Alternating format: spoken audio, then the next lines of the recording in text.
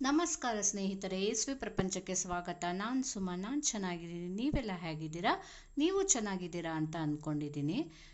ನಾವು ಕಳೆದ ಒಂದು ಎಪಿಸೋಡಲ್ಲಿ ನಾವು ವಿಷ್ಣು ಸಹಸ್ರನಾಮದ ಬಗ್ಗೆ, ಅದ್ರ ಓದೋದ್ರಿಂದ ಎಷ್ಟೆಲ್ಲ ನಮಗೆ ಪ್ರಯೋಜನ ಇದೆ ಅನ್ನೋದ್ರ ಬಗ್ಗೆ ಎಲ್ಲ ತಿಳ್ಕೊಂಡ್ವಿ ಅಲ್ವಾ.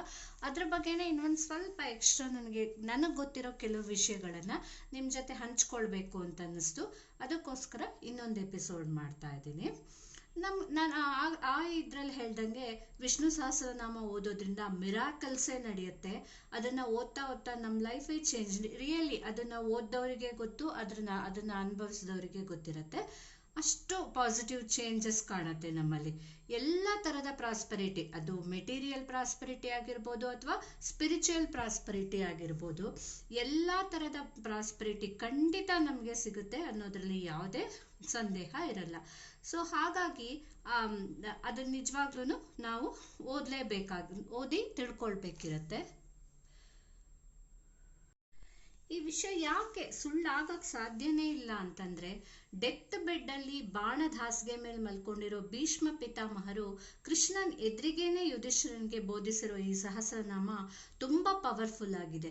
ಯೂಶಲಿ ನಾವು ಸುಮ್ಮನೆ ಕಾಮನ್ ಪೀಪಲ್ಲೇ, ಈಗ ನಾವು ಎಷ್ಟೋ ಸರಿ ಸಾಯ್ತಿರೋರ್ ಬಾಯಲ್ಲಿ ಯಾವತ್ತು ಸುಳ್ಳು ಹೇಳಿ ಬರಲ್ಲ ಅಂತ ಒಂದು ಮಾತೇ ನಮ್ಗೆ ಗೊತ್ತಿದೆ. ಅಂಥದ್ರಲ್ಲಿ ಇಂಥ ಭೀಷ್ಮ ಪಿತಾಮಹರು ಅವ್ರು ಎಷ್ಟು ಗ್ರೇಟು, ಎಷ್ಟು ಶ್ರೇಷ್ಠ, ಅವ್ರ ಮಾತಂತೂ ಸುಳ್ಳಾಗಕ್ಕೆ ಸಾಧ್ಯನೇ ಇಲ್ಲ.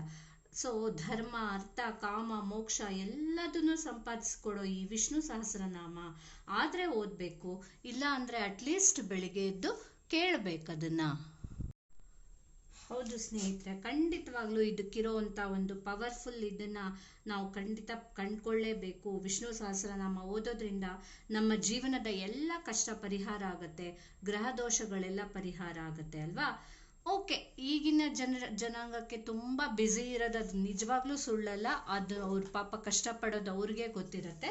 ಬೆಳಿಗ್ಗೆಯಿಂದ 12 hours ಪಾಪ ಕೆಲ್ಸಕ್ಕೆ ಹೋಗ್ತಾರೆ, ಓಡಾಡೋದು ಅದರಲ್ಲೇ ಎಷ್ಟೆಷ್ಟು ಹೊತ್ತಾಗೋಗುತ್ತೆ. ಸೊ 12 hours ಲೈಫಲ್ಲಿ ಅಲ್ಲಿಗೆ 8-9 ಗಂಟೆ ಕೆಲಸ ಅಂದರೆ ಓಡಾಡೋದಕ್ಕೆ ಒಂದು 3 hours ಬೇಕು ಅವರಿಗೆ. 12 hours ಅವ್ರ ಲೈಫಲ್ಲಿ ಆ ಥರನೇ ಹೊಟ್ಟೋಗ್ಬಿಟ್ಟಿರುತ್ತೆ, ಕಂಪನಿ ಕೆಲಸ ಅದು ಇದು ಅಂತ. ಅವರಿಗಂತೂ ಕುತ್ಕೊಂಡು ಓದಿ ಅಂತ ನಾವು ಹೇಳೋಕ್ಕಾಗದೇ ಇಲ್ಲ.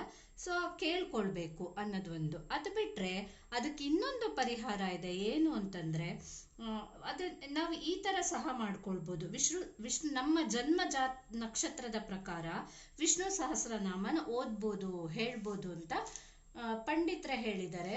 ಎಷ್ಟೊಂದು ಜನ ಇದ್ರ ಬಗ್ಗೆ ಎಲ್ಲ ಹೇಳಿದ್ದಾರೆ. ಹೇಗೆ ಅಂದರೆ, ನಮಗೆ 27 ನಕ್ಷತ್ರ ಇದೆ ಅಲ್ವಾ.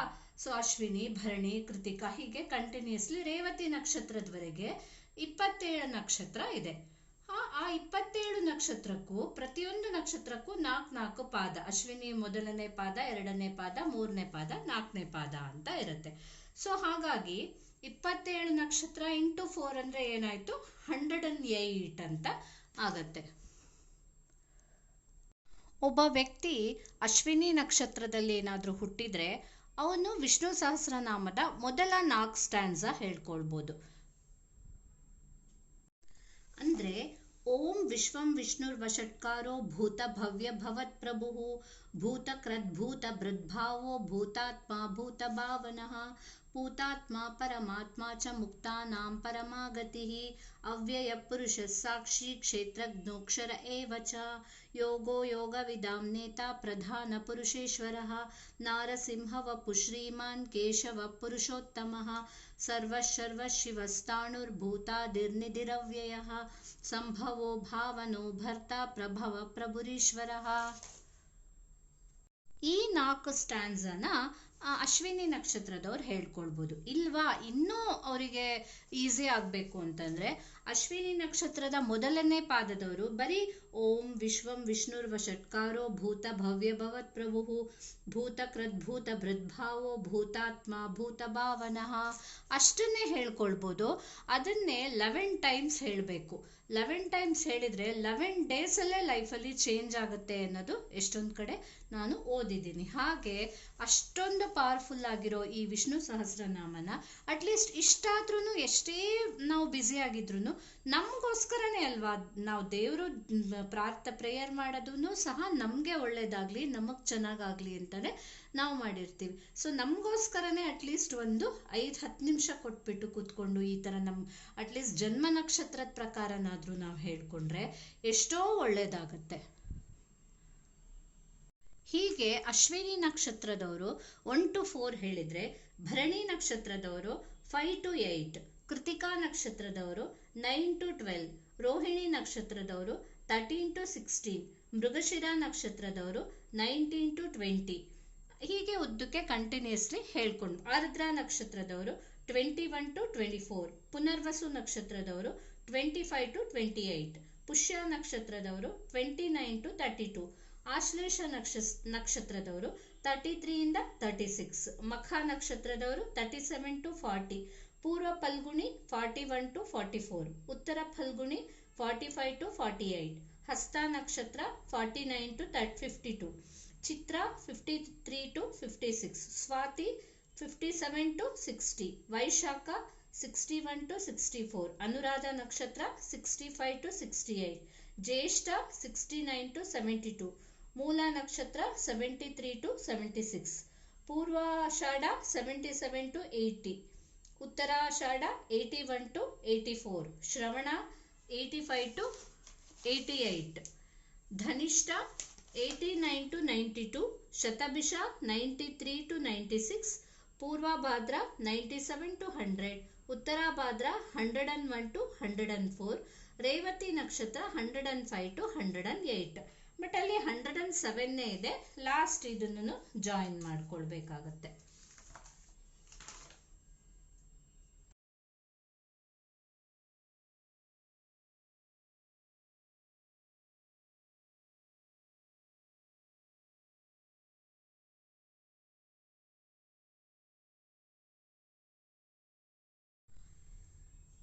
ಸೊ ರೇವತಿ ನಕ್ಷತ್ರದವರು ಯಜ್ಞಭೃತ್ ಅಲ್ಲಿಂದನು ಲಾಸ್ಟ್ ಉತ್ತರ ಪೀಠಿಕಾದ ವನಮಾಲಿ ಗದೀಶಾಂಗಿ, ಅದನ್ನು ವನಮಾಲಿ ಗದೀಶಾಂಗಿ ಶಂಕಿ ಚಕ್ರಿ ಚನಂದಕಿ ಶ್ರೀಮಾನ್ ನಾರಾಯಣೋ ವಿಷ್ಣುರ್ ವಾಸುದೇವೋಭಿರಕ್ಷತು ಶ್ರೀ ವಾಸುದೇವಾಭಿರಕ್ಷತು ಓಂ ನಮ ಇತಿ ಅಲ್ಲಿವರೆಗೂ ಹೇಳಬೇಕಾಗತ್ತೆ. ಸೊ ಇದಿಷ್ಟು ನಮ್ಮ ನಕ್ಷತ್ರಗಳ ಪ್ರಕಾರ ಇರೋ ವಿಷ್ಣು ಸಹಸ್ರನಾಮ. ಸೊ ಇದನ್ನೆಲ್ಲ ನೀವು ಸಹ ಹೀಗೆ ಹೇಳ್ಕೊಳ್ಳಿ. ನೆಕ್ಸ್ಟ್ ಇದರಲ್ಲಿ ನಾನು 4 ಹೇಗೆ ಇದು ಮಾಡೋದು ಅಂತ ಉಚ್ಚಾರಣೆ ಸಹಿತ ಹೇಳ್ಕೊಡ್ತೀನಿ. ಇವತ್ತಿಗೆ ಇಷ್ಟು ಈ ಥರ ತಿಳ್ಕೊಂಡ್ರೆ ಹೀಗೆ ಹೇಳಲಿಕ್ಕೆ ನೀವು ಸಹ ಪ್ರಯತ್ನ ಪಟ್ಟು ಲೈಫಲ್ಲಿ ನಿಮಗೂ ಎಲ್ಲ ಥರದಲ್ಲೂ ಒಳ್ಳೆಯದಾಗಲಿ, ಅದರಲ್ಲಿ ಏನು ಚೇಂಜಸ್ ಆಗುತ್ತೆ ನಮ್ಮ ಲೈಫಲ್ಲಿ ಅನ್ನೋದನ್ನು ನಾವೇ ಕಂಡ್ಕೊಳ್ಬೋದು, ಎಷ್ಟು ಪಾಸಿಟಿವಿಟಿ ಬರುತ್ತೆ ಅನ್ನೋದನ್ನು ತಿಳ್ಕೊಳ್ಬೋದು. ಸೊ ಖಂಡಿತ ಎಲ್ಲರೂ ಸಹ ಇದನ್ನು ಟ್ರೈ ಮಾಡಿ, ಹೇಳಿ, ಎಲ್ಲರಿಗೂ ಲೈಫಲ್ಲಿ ಒಳ್ಳೆಯದಾಗಲಿ, ನಿಮಗೆ ನಿಮ್ಮ ಮನೆಯವರಿಗೆ ಎಲ್ಲರಿಗೂ ಒಳ್ಳೆಯದಾಗಲಿ. ಹಾಗೆ ನನ್ನದು ASV ಪ್ರಪಂಚನ ದಯವಿಟ್ಟು ಪ್ಲೀಸ್ ಮರೀದೆ ಸಬ್ಸ್ಕ್ರೈಬ್ ಮಾಡಿ. ಎಲ್ಲರಿಗೂ ಒಳ್ಳೆಯದಾಗಲಿ. Thank you.